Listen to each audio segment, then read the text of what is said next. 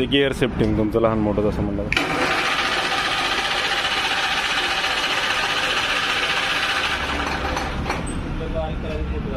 हा, एक साईडला बा अर्धा इंच आणि एक साईडला 1 इंच, 2 गिअर आहेत त्याला.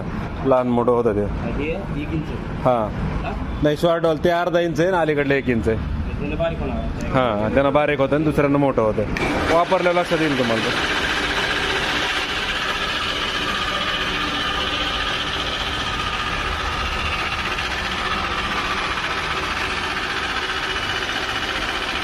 ठीक आहे, कर म्हणजे